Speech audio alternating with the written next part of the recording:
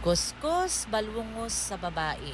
Maraming nagtatanong sa babae kung ano daw ang pinaglalagay niya sa kanyang pagmumukha. Yung babae na yan, marami yang siyang pinaglalagay na arte sa kanyang pagmumukha. Pero wag kayong maniniwala dyan sa babaeng yan na palagi siyang gumagamit sa ganyan ha. Kayang babaeng yan, tanghali na yan siya magising. Siyempre, dahil tanghali na magising ang babae, kay tamad man, ay hindi na yan siya makapaghilamos. Sa gabi naman sa sobrang puyat niya dahil tamad nga, hindi na yan siya maghihilamos minsan. Hindi, minsan madalas nga, kay tamad nga. Sasabihin ko rin pala sa inyo, yung babaeng yan, hindi yan siya magpuko sa isang produkto lang. Kay bakit? Pati ang produkto magsasawa sa kanya.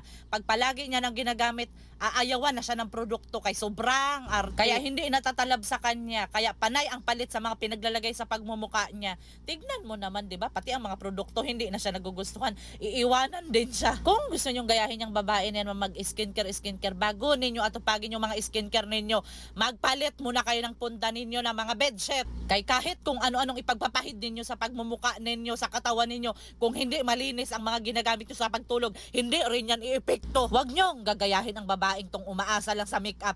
Kay kulang sa bitamina, puyat palagi, walang sustansya ang kinakain. Dapat kakain kayo ng masustansya, ng mga bitamina, para kahit hindi kayo magme-makeup, magaganda pa rin tignan. Magsisipag-inom kayo ng tubig, wag puro kayo melte. Kay kahit ano pang ilagay ninyo sa katawan ninyo, sa pagmumuka ninyo, kung hindi kayo hydrated, hindi yan iepekto.